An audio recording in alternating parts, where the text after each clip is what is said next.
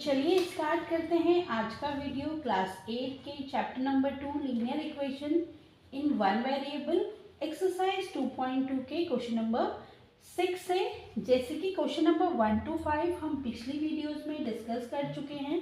चलिए देखते हैं क्वेश्चन नंबर 6 को, जिसमें हमें सॉल्व करना है लीनियर इक्वेशन को।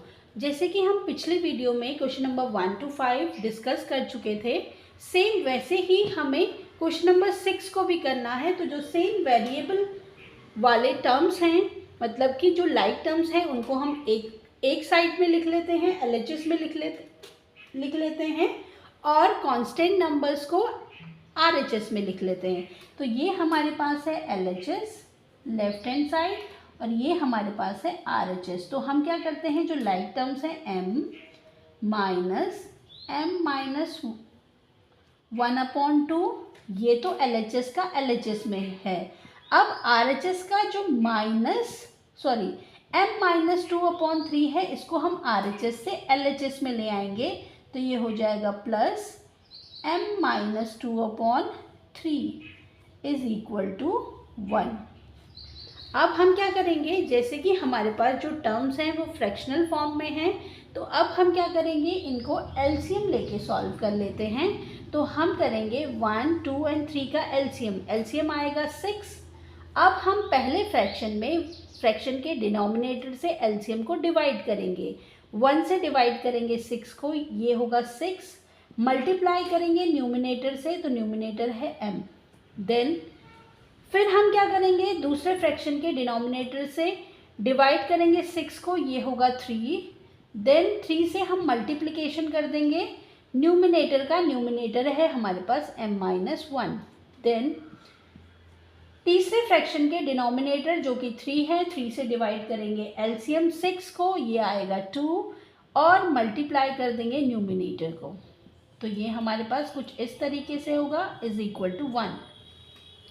अब सबसे पहले मल्टीप्लिकेशन कर देते हैं, तो 6 multiplied by m is 6m, -3 को अगर -3 को मल्टीप्लाई करेंगे m से, तो -3m, और -3 into -1 +3, then +2 into m 2m, और 2 into -4 4 is equal to 1 multiplied by 6। क्योंकि 6 जो है LHS में डिवीजन में है, RHS में मल्टीप्लिकेशन में चला जाएगा। अब जो सेम वेरिएबल हैं उनको हम सॉल्व कर लेते हैं आपस में। तो 6m minus 3m, then -3 +3 -4 -1 +2m is equal to 6। Then 3m + 2m, ये हमारे पास होता है 5m, और ये जो कांस्टेंट है इसको हम LHS से RHS में ले आएंगे, तो ये हो जाएगा 6 + 1। तो ये हमारे पास हो जाएगा 5m, ये हमारे पास हो जाएगा 5m is equal to 7। Then m की जो वैल्यू आएगी वो आएगी 7/5, क्योंकि 5 जो है m के साथ मल्टीप्लिकेशन में है, तो LHS से RHS में जाएगा, तो डिवीजन में हो जाएगा। m की जो वैल्यू आएगी वो आएगी 7/5। चलिए देखते हैं क्वेश्चन नंबर 7, जो कि हमारे पास है simplify and solve the linear equation. तो हमें क्या करना है, सबसे पहले लीनियर इक्वेशन को सिंप्लीफाई करना है और फिर इन्हें सॉल्व करना है। तो सिंप्लीफाई कर लेते हैं। सबसे पहले जो ब्रैकेट है, ब्रैकेट को सॉल्व कर लेंगे, और ब्रैकेट में हमें दिख रहा है कि हमारे पास ब्रैकेट में है t-3, LHS में RHS में हमारे पास है 2t-1।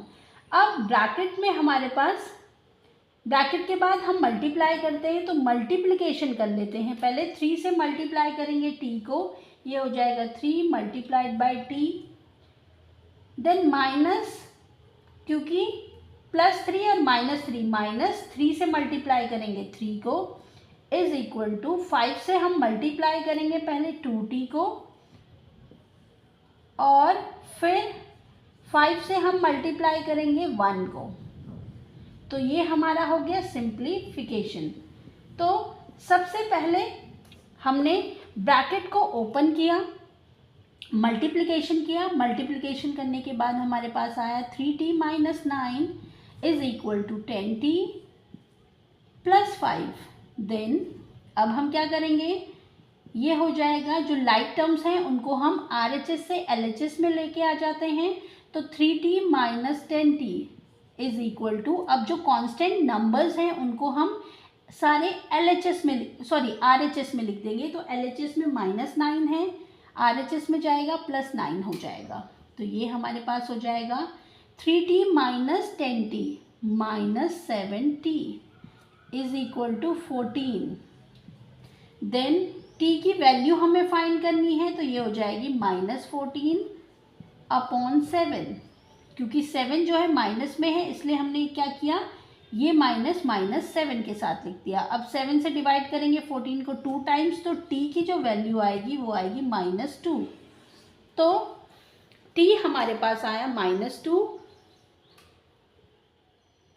चलिए देखते हैं 8th पार्ट में हमारे पास है 15 multiplied by y minus 4, then -2 multiplied by y minus 9, then +5 multiplied by y plus 6 is equal to 0। तो LHS में हमारे पास हैं कुछ टर्म्स और RHS में हमारे पास है 0। तो सबसे पहले हम क्या करते हैं, जो ब्रैकेट है उनको मल्टीप्लिकेशन कर लेते हैं, उनको हम सिंप्लीफाई कर लेते हैं। तो 15 मल्टीप्लाई होगा y से, क्योंकि ब्रैकेट है और ब्रैकेट के बाहर 15 है, इट मीन जो ब्रैकेट के बाहर वाला नंबर है वो दोनों ही टर्म y और -4 से मल्टीप्लाई हो रहा है। तो पहले 15 जो है y से मल्टीप्लाई होगा, देन -4 से, तो -4 15 -4, देन -2 से मल्टीप्लाई करेंगे हम y को, देन -2 से मल्टीप्लाई करेंगे -9 को।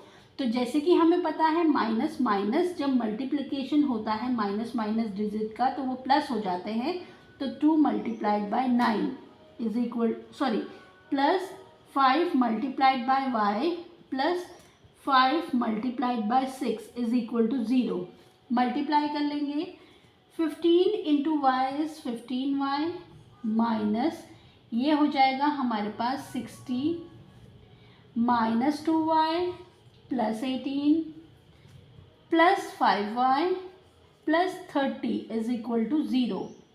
अब हम क्या करेंगे, जो लाइक टर्म्स हैं जिनमें y वेरिएबल है उनको एक साथ लिख लेते हैं। 15y minus 2y plus 5y is equal to, अब जो भी नंबर्स हैं उनको सबको हम LHS से RHS में ले जाएंगे। तो -60 प्लस 60 हो जाएगा, प्लस 18 माइनस 18 हो जाएगा और प्लस 30 माइनस 30 हो जाएगा। अब हम सॉल्व कर लेंगे।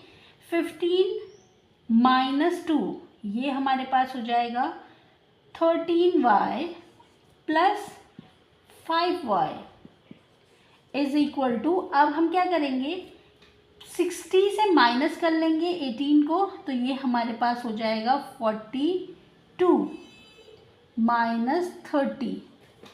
अब हम क्या करेंगे 13y प्लस 5y, तो ये हमारे पास हो जाएगा 13 plus 5y 18y is equal to 42 से माइनस कर देंगे 30 को, तो ये हमारे पास होगा 12।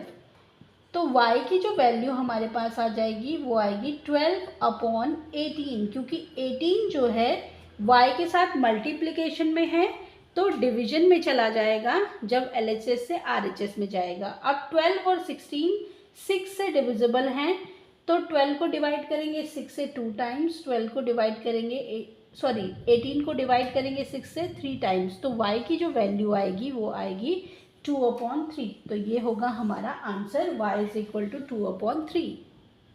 चलिए देखते हैं क्वेश्चन नंबर 9 को। इसमें हमारे पास है 3 multiplied by 5z minus 7 minus 2 multiplied by 9z minus 11 is equal to 4 multiplied by 8z minus 13 minus 17। तो ब्रैकेट सॉल्व कर लेंगे, मल्टीप्लिकेशन करेंगे ब्रैकेट्स का। तो 3 जो है पहले मल्टीप्लाई होगा 5z के साथ, तो 3 multiplied by 5z, then plus 3 और माइनस 7, तो माइनस हो जाएगा 3 इंटू 7, 3 मल्टीप्लाइड बाय 7, देन -2 से मल्टीप्लाई करेंगे प्लस 9z को, तो -2 multiplied by 9z, minus minus जो है प्लस हो जाएगा, तो 2 multiplied by 11 is equal to, अब हम 4 से मल्टीप्लाई करेंगे 8z को, देन -13 को मल्टीप्लाई करेंगे 4 से, देन -17। अब हमारे पास हो गया 15z, 3 multiplied by 5 is 15, 15z -21 -18z plus 22 is equal to 32z minus, ये हमारे पास हो जाएगा 52, 13 multiplied by 4 is 52 minus 17। Then z वाली जो टर्म्स हैं लाइक टर्म्स, उनको आपस में लिख लेते हैं, 15z minus 18z minus 21 plus 22 is equal to, ये हमारे पास हो जाएगा 32z माइनस, अब क्योंकि -52 और -17 दोनों ही कांस्टेंट टर्म है, इनको हम ऐड कर सकते हैं, तो माइनस माइनस जैसे कि हमें पता है ऐड होता है, और जो साइन हम यूज़ करेंगे वो करेंगे माइनस का, क्योंकि माइनस माइनस जो है ऐड होगा और साइन माइनस का लगेगा, तो ये हमारे पास हो जाएगा 69। अब z को एक साथ लिख लेते हैं, एक साइड में लिख लेते हैं, तो RHS से 32z जो है इधर आ जाएगा, इसको हम सॉल्व कर लेते हैं। 15z माइनस 18z ये हो जाएगा -3z, -21 प्लस 22 ये हमारे पास हो जाएगा +1, -32z इज इक्वल टू -69 -1, तो ये हमारे पास हो जाएगा, सॉरी अभी इसको हम ऐसे ही रहने देते हैं। अब -3z और -32z ये हो गया -35z इज इक्वल टू -69, ये 1 जो है प्लस का LHS में था RHS में आएगा, माइनस हो जाएगा, तो ये हो जाएगा -35z is equal to -70, minus के साइन से माइनस का साइन कैंसिल, तो z इज इक्वल टू हमारे पास हो जाएगा 70/35। अब हमें पता है 70 जो है डिविजिबल है 35 से 2 टाइम्स, तो z की जो वैल्यू होगी वो होगी 2, तो हमारा जो आंसर आता है वो आता है 2, z इज इक्वल टू 2। चलिए देखते हैं क्वेश्चन नंबर 10, इसमें हमारे पास डेसिमल नंबर्स हैं -0.25 bracket 4f minus 3 is equal to 0.05 bracket 10f minus 9। तो अब हम ब्रैकेट्स में मल्टीप्लिकेशन करेंगे, तो 0.25 से मल्टीप्लाई करेंगे 4f को, देन -3 को, 0.05 से मल्टीप्लाई करेंगे 10f को, देन 9 को, तो ये कर लेते हैं 0.25 multiplied by 4f minus 0.25 multiplied by 3 is equal to 0.05 multiplied by 10f minus 0.05 multiplied by 9। Multiply कर लेंगे, अगर हम मल्टीप्लाई करते हैं 0.25 को 4 से, तो ये आता है हमारे पास 1.0f माइनस 0.25 को मल्टीप्लाई करते हैं 3 से, तो ये आता है 0.75 इज इक्वल टू, अगर हम मल्टीप्लाई करते हैं 0.05 को 10f से, तो ये हमारे पास आता है